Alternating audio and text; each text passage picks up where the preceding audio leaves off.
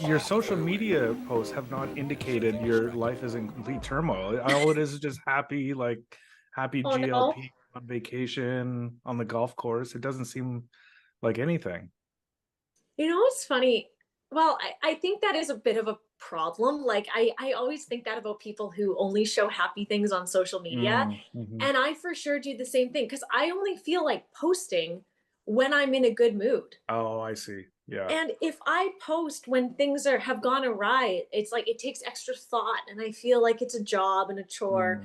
Mm-hmm. I don't know about you guys, but that's my thing is like when I'm feeling like it's like easy and uplifting, then that's Sure. when I'll actually post something. Right. Well, my whole life is based on a rye.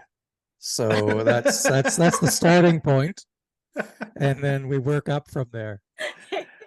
Daryl, hold that a little bit away from your mouth. And Yeah. then we work up from there. How's Yeah. that? That's good. All right. Yeah. Sounds good. No need to Sounds eat the good. mic. No. Okay. Can you guys hear me okay? Like I don't Yeah, have it sounds Yeah, great. yeah. It It sounds looks really like good. you're in the forest or something, though. I mean, not Oh, though. It's not a bad thing. It looks very nice there. no. So this place, it's owned by a European couple, Mm. which I'm not saying is why it looks like this, but a part of me does wonder, like there's something very serene and Mm. woodsy about this place, Yeah. which I love because I love the woods and I love like the cabin feel. But see how like the wood paneling, Yeah, yeah. Hmm.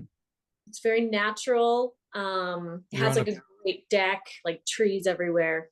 you're sitting Wow. on a pew right now, or Yeah. Just a picnic Gina's table. joining us from church. No.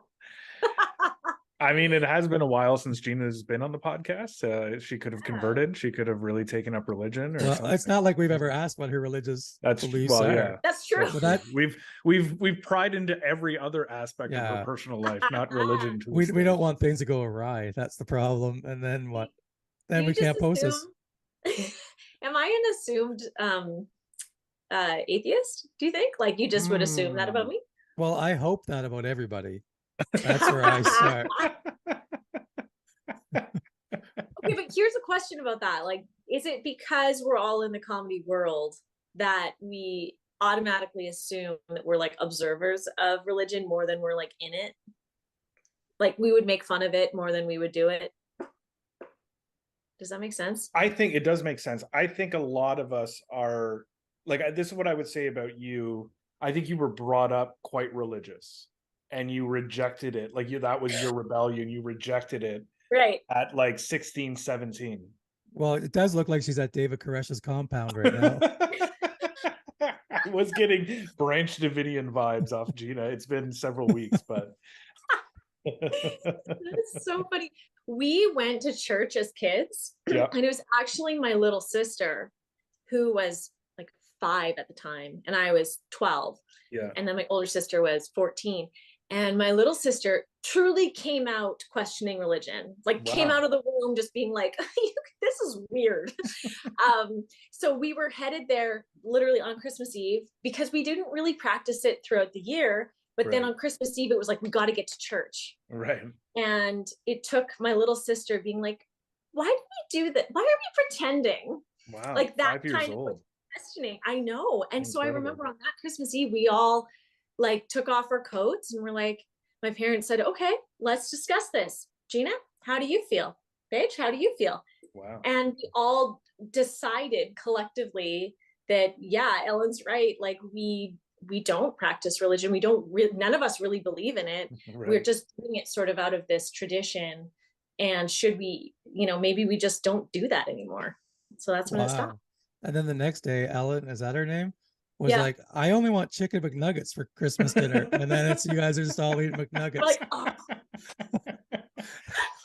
They rejected Christmas dinner from here forth. And McDonald's became our new religion. Yeah. I'm loving it. Wow. Well, welcome to episode 4. Episode 2 of season 4 of Where's That Bar Card? I'm one of your hosts, Nick Dury. Alongside me is... Hi, I'm Gina Phillips. Hello, I'm Daryl Purvis.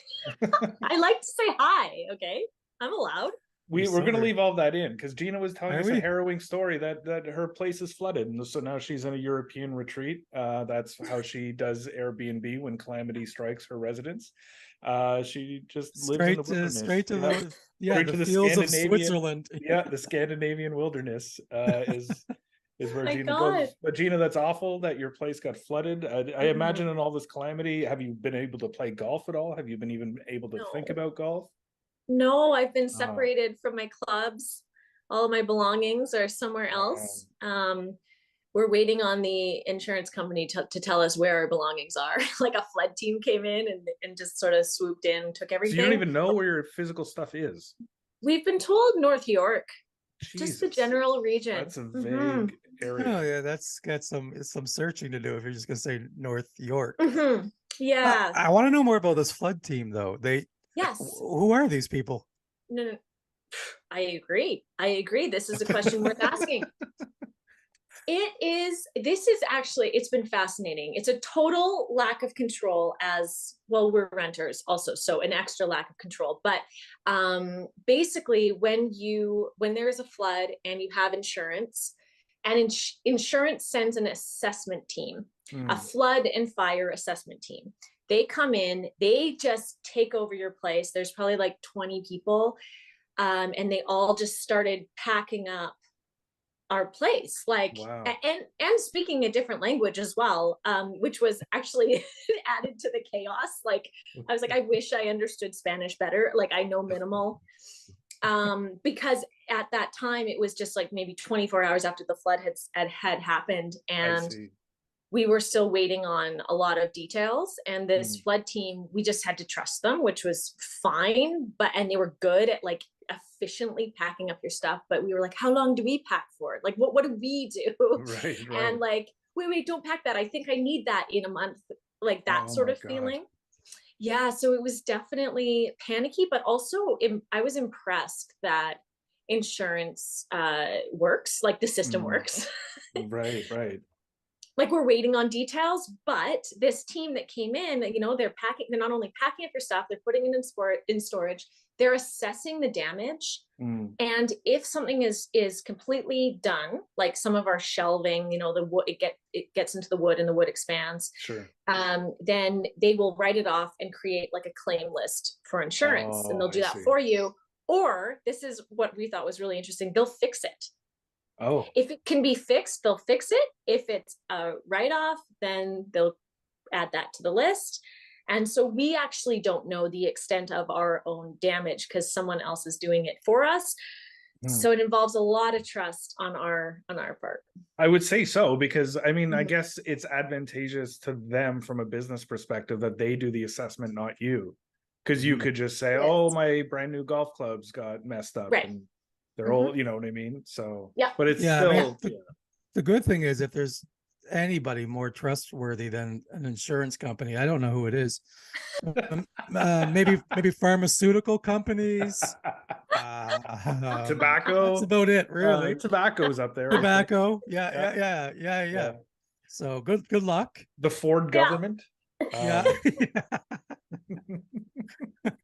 You guys are gonna end up paying for the boxes. I'm sorry. We'll edit this out. We won't. No, well, why would we? I mean, well, we all know that insurance companies sometimes aren't the best. And if there's right, and if there is an insurance company looking to sponsor us, well, then get your shit together. I think the Cooperators was lining up. There was a bidding war between the Cooperators and Swiss Re. Wait, that's what Swiss Re does? Yeah. I couldn't even. I call them the Cooperators. That's the why they're not going to sponsor. Well, the Coloperators are offering us a lot of money, and I was like, something's not right about this logo. They're like, the producer of the podcast can't even say our name, and it's a very easy name. So we lost out on the Coloperators. That's gonna be my next email to the insurance. It's just like, do you want to sponsor a golf podcast? I do. P.S. Where are my clubs? Yeah. To be honest, this whole thing sounds like one of Monty's old scams where he just pours some water down a vent, and then him and his buddies came and packed a bunch of boxes. Pretend to speak Spanish, talk to each other. Yeah.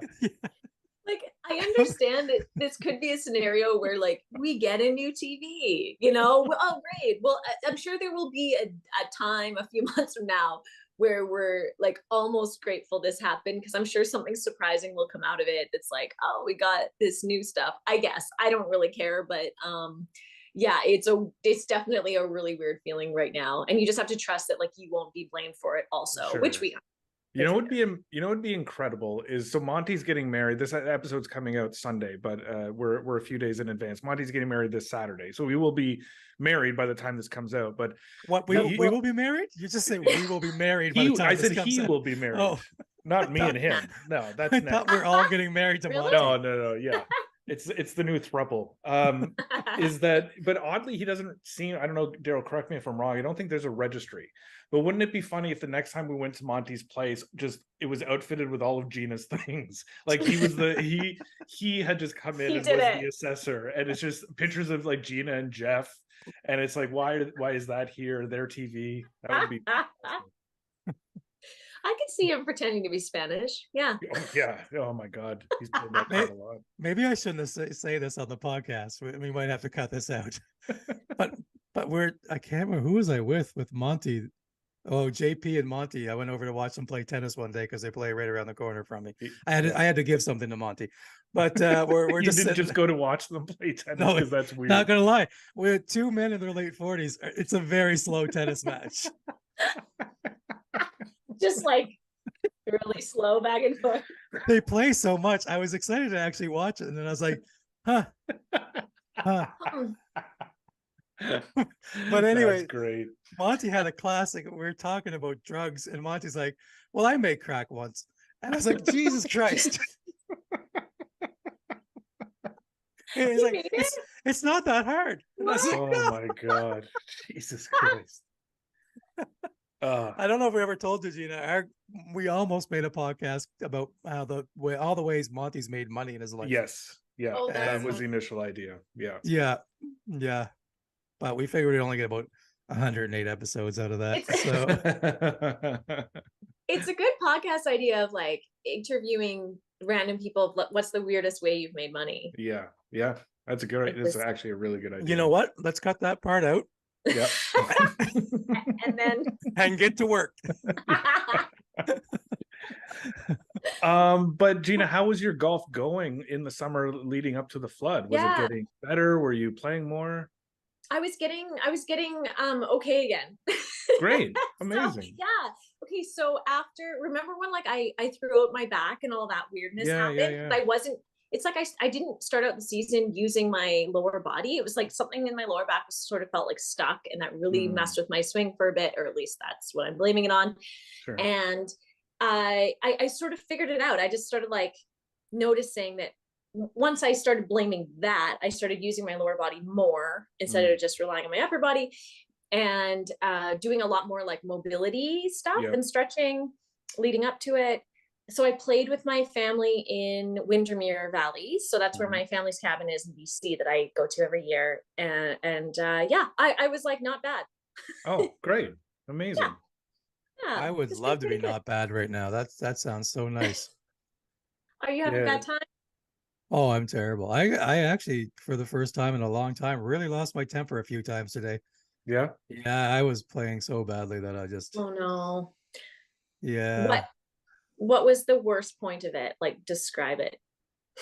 Well, I gotta tell you, I yelled the F word very loudly at one point, and then there was no more anger after that. Felt so much better. I'm like, I got that out.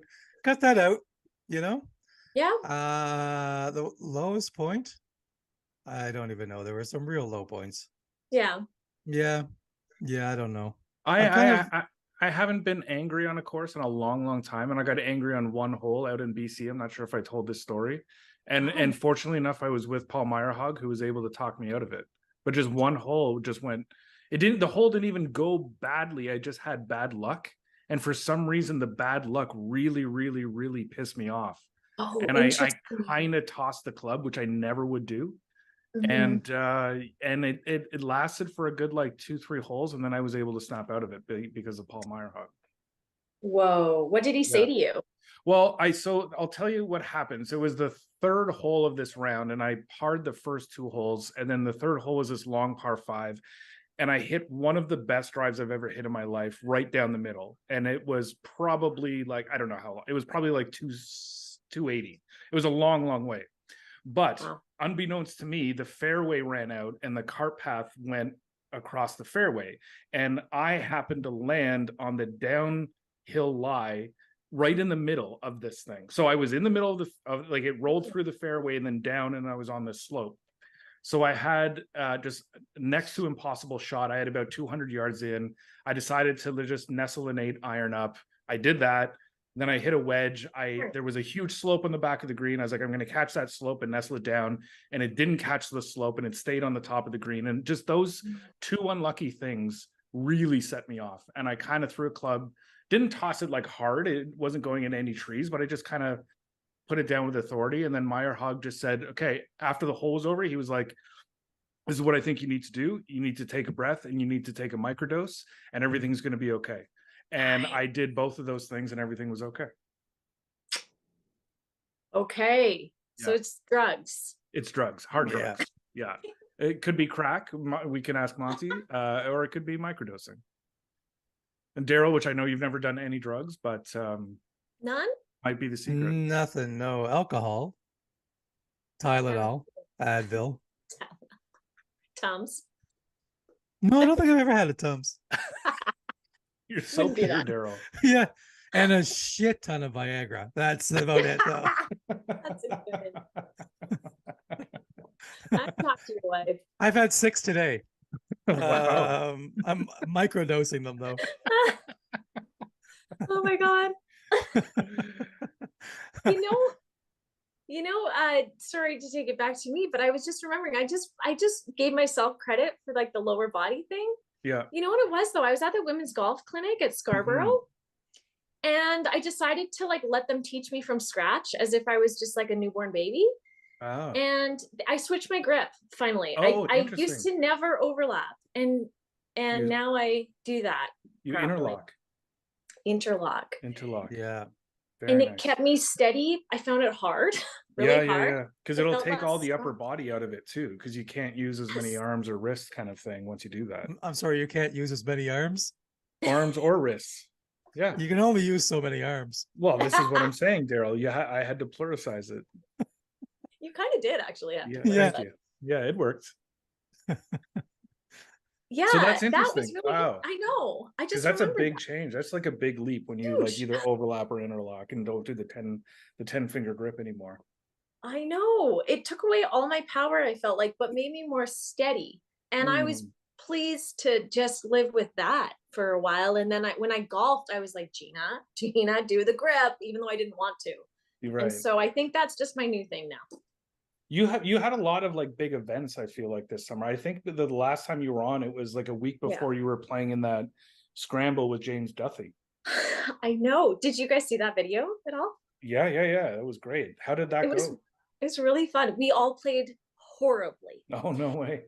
Like, so that, Nick, was the week before I played with you. Oh, okay. Yeah. And I was rattled from that because that was my first round out, I think. And then I was so rattled, and then I couldn't fix it by the time I played with you. And luckily careful editing made us all look okay, but truly we were all having our worst round. Just so funny in a scramble, like, except for Jason Logan really carried us through. Oh, like, he did. Okay. It was yeah, it was crazy. Like, even Amaya, who we all know is a great golfer, like she was struggling. I thought they were all great, like James was great, but to them, they were not playing well. They were struggling. Damn. Yeah. It's rough. It happens. It's rough out there. Yeah. So when's James Duthie gonna be a guest? I will ask him. I'll totally ask him. He loves golf. He played, by the time that was my first round of the year, and he had played 25 times, I think he told me already. Wow. Loves it. That's great. Mm-hmm. So I guess you don't even know what the next like couple months are going to be like, Gina. I don't at all. I know. I know we're doing a huge family reunion in Calgary. I've been back a lot, but my like extended family from Saskatoon, we always do like every few years we used to do this big camping family reunion where we'd have like 9 campsites and we'd all gather and golf together. So somewhere between Saskatoon and Alberta.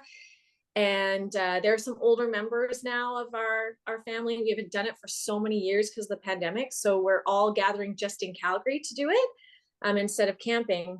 But we are going to golf that weekend, and I just don't know where yet. I won't have like my typical clubs, but I've got these old clubs in Calgary that I'll play with.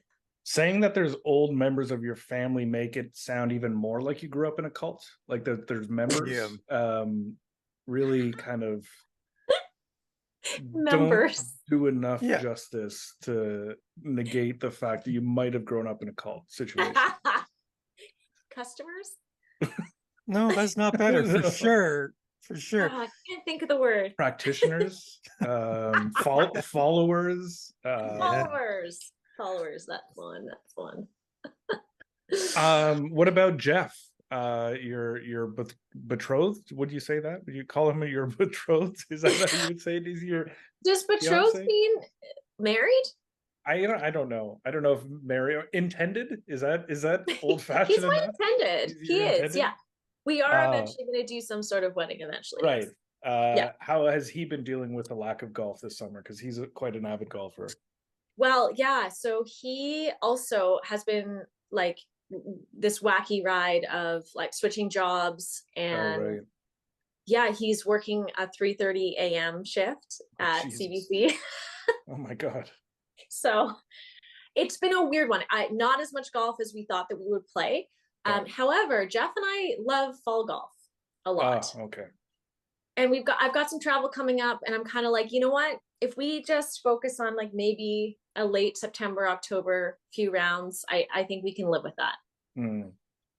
Okay. Different expectations this year. Yeah. It's starting to feel like fall out there. That's the thing. It felt like an early fall day today. It did. Yeah. Yeah. Yeah. Daryl, do you want to recount your game today? I started off with a really nice drive, and then it fell apart from there. Wow, quick recap. Yeah, there's not a lot to tell. I was playing. This is how bad you know what? The lowest point of the day actually came after my screaming the F word. You know, I was playing Sleepy Hollow. And you know that there's I think it's the 15th hole where you lay up and then you go over the water. It's just an easy par 4 because basically, Gina, it's like 300 yards. So you have to hit one like 170 and then you have like 130 yards in, not even 130 yards in. It's probably like 100 yards in, but there's water, but it's just an easy hole.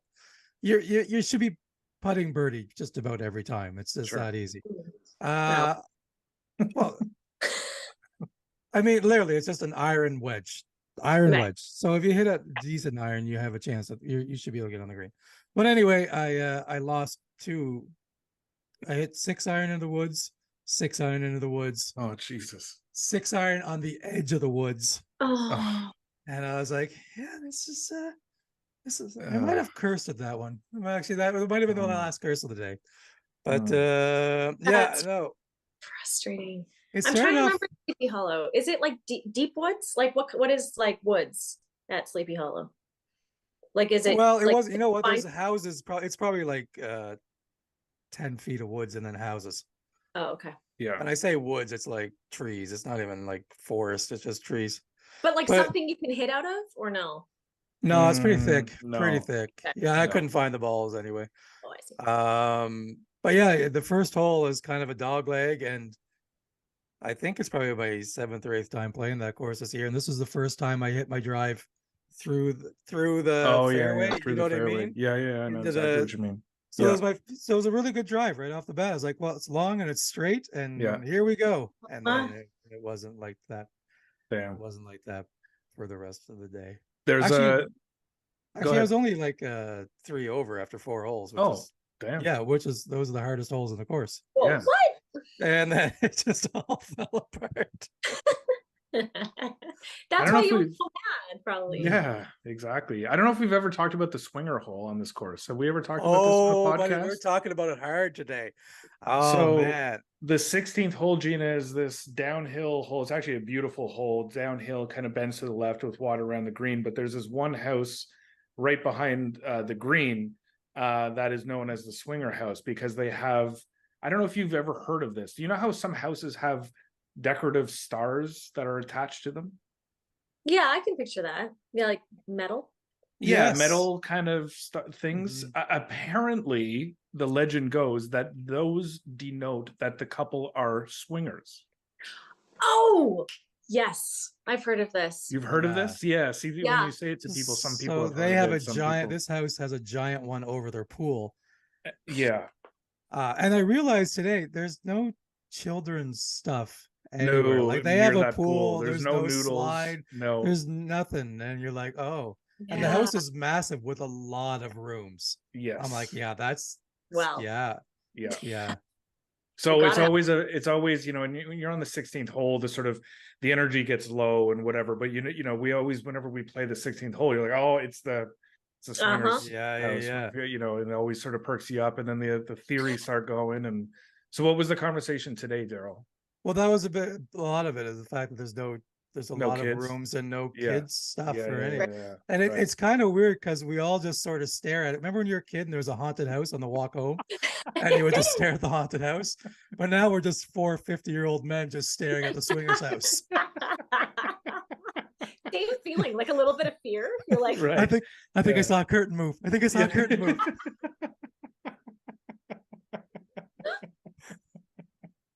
So, yeah.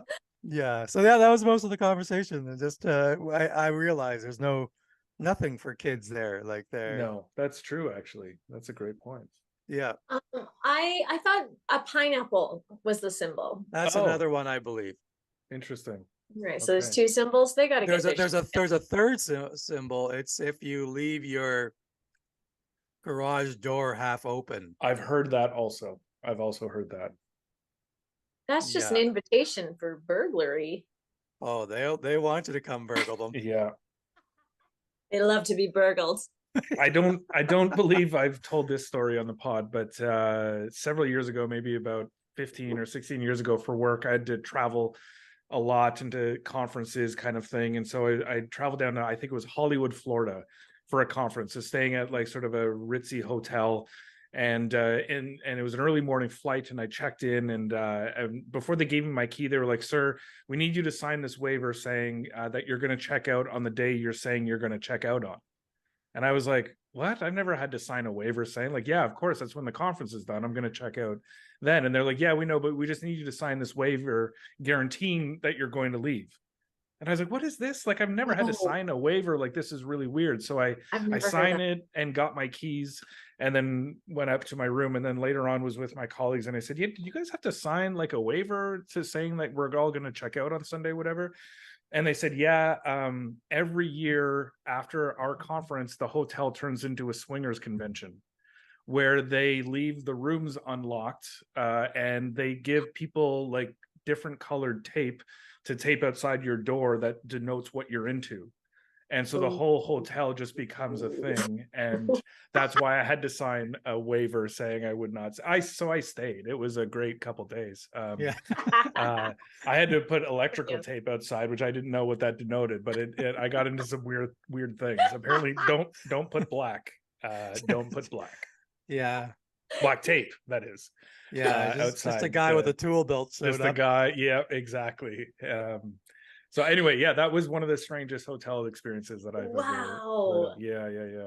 It's I'm gonna just go out on a limb here, and I'm gonna say the fact that it's right after your conference tells me that one of your organizers of your conference on the ball. Yeah, really on the ball. I'm thinking they didn't have to sign a waiver. I'm thinking their room was extended a couple of days. Right. I mean, kudos to them for not booking our conference after. That's nice. Yeah, I was just thinking yeah. The before is nice, but but I mean, still, those rooms are tainted.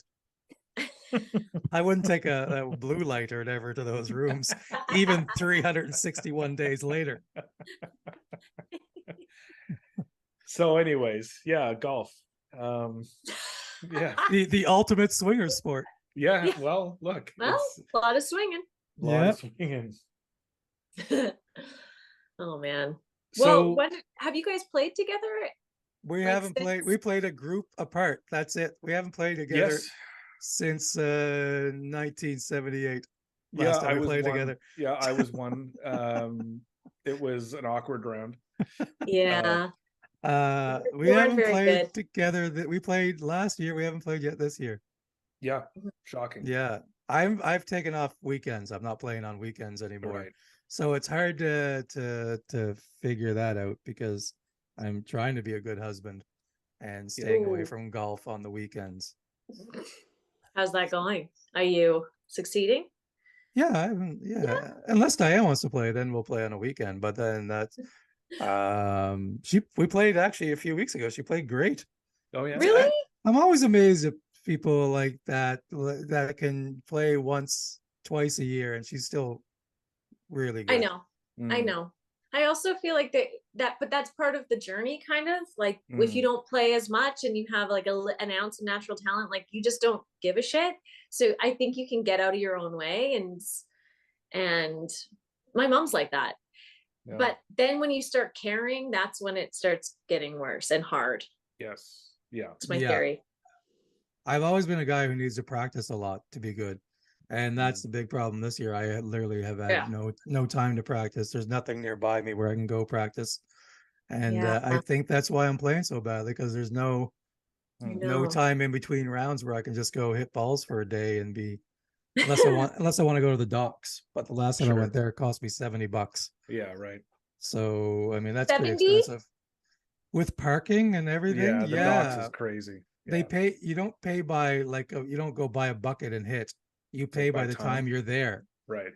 So I didn't know that. I was just hitting balls because Mm. I can just sit there and hit balls all day long. Yeah. And so didn't even realize that being there for 2 hours was going to add up Oh, to it's like that much. $30 per hour. I don't know what it is. I can't tell you the price. I can just tell you that Yeah. I left there going, oh my God, that was $67 or something like that.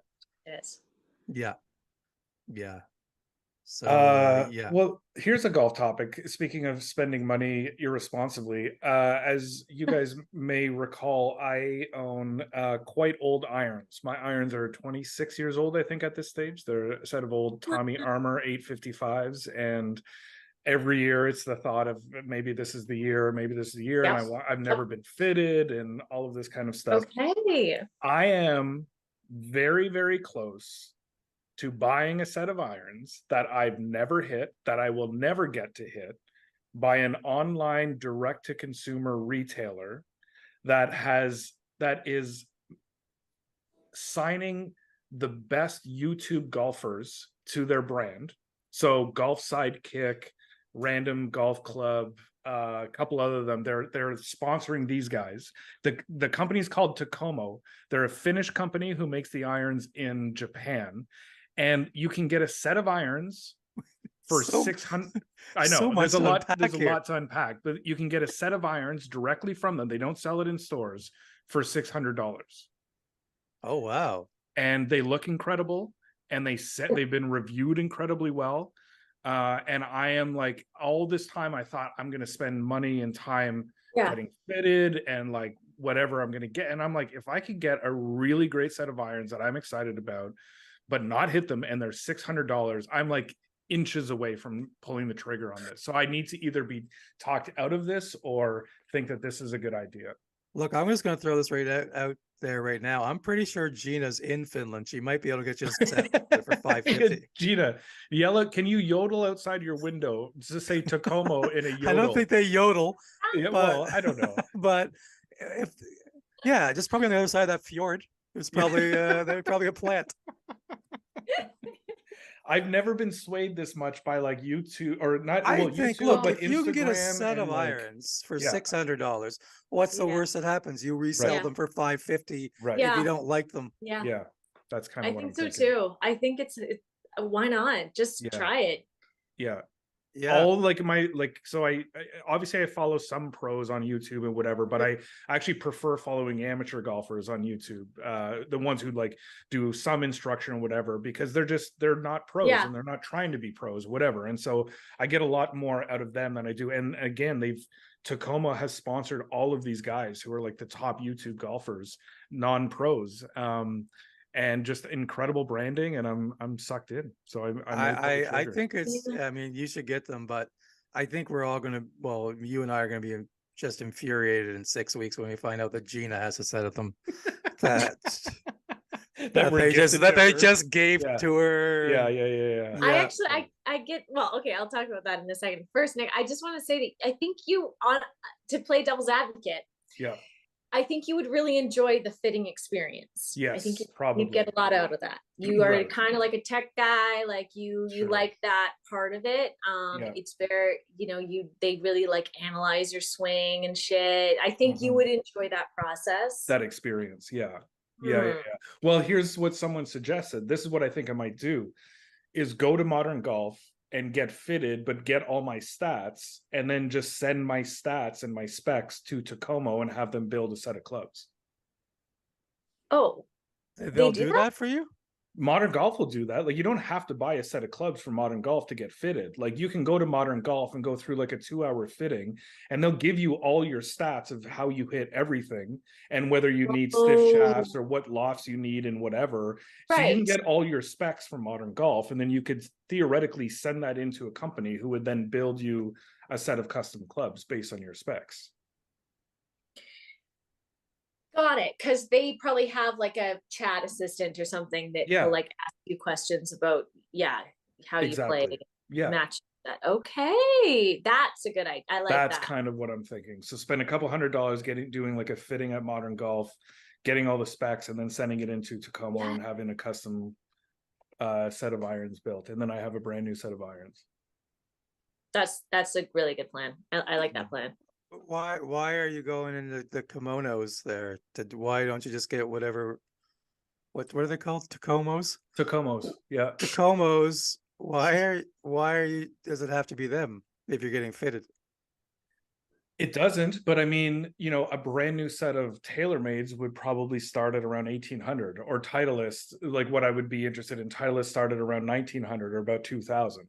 So it's the price difference. And if from what I'm reading, Tacomos are on par from a performance standpoint as those clubs, then $600 is sort of a no-brainer.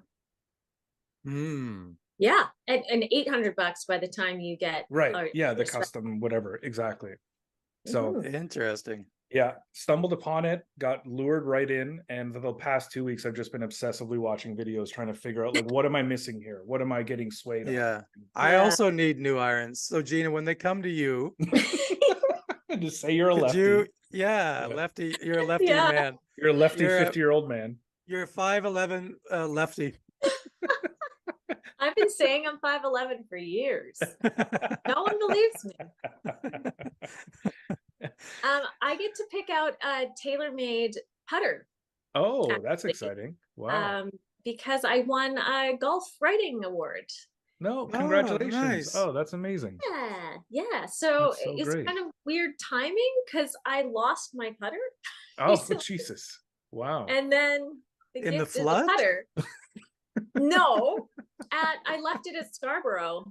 And I left my bag there, and then my putter wasn't in my bag. Damn. And then I asked Classic Scarborough. Do you want us to call Monty? We can call Monty and get that putter back. He's got some time between now and Saturday. He could probably make a few phone calls. Monty will make 3 phone calls, and you'll be sitting there with your old putter. Yeah, and someone will be dead, and there will be crack to smoke. Oh man, I need to know how you forgot your clubs. Were you drunk? Okay. No, here's what happened. I went for a golf clinic the morning was a golf clinic, but the afternoon was me writing and interviewing all the pros. So I was in journalism brain when I left. Like, in my head, I had shown up with a notebook, and I left, and I'm like, I get home after sitting in traffic, And I was like, what a freaking idiot. But then Oh, what I done is God. finish the clinic, and they were like, just leave them here. And I was like, cool. And then I went off and did this whole other thing. Damn. So it was silly. But here I'm kind of, maybe you guys can help me. Like, okay, so I had like the spider mallet Yeah. putter, and it took me a while to adapt to that putter. And I was putting okay this year. Like, I've never been good at it. But so what do I choose another mallet because I stick to what I kind of know? Or like, what do you guys look for in a putter? And should I maybe try something different? I think it's all feel. So I think you should try Mhm. as many as you can. I think you should try blades, like a bladed putter. Yeah. I think you should also try like the big, super big grip. Which I don't have, but apparently like Yeah. a lot of people swear by. I think you should, if TaylorMade's going to offer you to try out as many putters as you can, try out all of them. And it's just about Mhm. feel. And it's honestly like, I would stand 3 feet from the hole and just putt, and then just see what feels nice off the hands, what feels, because it's that you could get into the technical parts about the benefits of a mallet versus a blade, but at the end of the day, it's whatever you feel good about, whatever you feel like you're going to make a putt with. It doesn't really matter, you know. I don't Mhm. know, Daryl, thoughts? Good advice. I have no opinion, but I mean, I've always been a blade guy. Putting's the only thing in my life that's been consistent with golf. Consistent. So I've always been blade. I think probably because that's what you learned to use Mhm. on a Right, mini right. putt. Yeah. When you're on your mini putt, that's what you use. So Mhm. the mallets just don't feel right to me. Took a Yeah. long time to adapt to and to even figure out how to use it. But I know maybe it's like the grip thing though. It's like, why Yeah, not just, could be. who cares? Start from scratch and Yeah.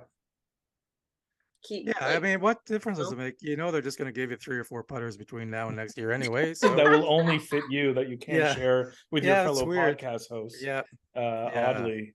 Yeah. yeah. Remember the time Gina was like, I have so many pairs of golf shoes. I'm like, Diane doesn't have any. She's like, so many pairs. Yeah, I was like, Gina, I'm really in the market for some of those Jordan 1 golf shoes. So I'm a Oh yeah. 9. So like, pretend you're Daryl for the clubs and then me for Right. the golf shoes, Yeah. please. That would be Okay, great. great. Put your order in. No, Okay. for sure. I need some skorts. You do need some squirts. I've always thought that. Daryl, what size is Diana in feet? Diane, in feet? Sorry, In Diane. feet. 7 Jesus. feet. Wow. That's my size. She can have a pair of golf shoes. Oh, you mean feet? I thought, Yeah. how tall is she? What a weird question. No one's ever phrased it. I was like, this is the weirdest. Ever since she's joined this cult. Yeah. How big is Diane in feet? What?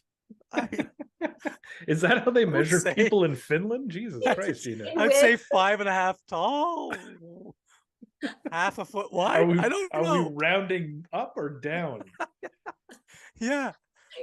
Yeah. You figured it out though. You said 7, unless she's 7 feet tall. No, I really don't know. What size are you? 7. Wow. Oh yeah, no, I think she might be that. Well, see, this could work out well. This podcast finally has brought something of value to my family.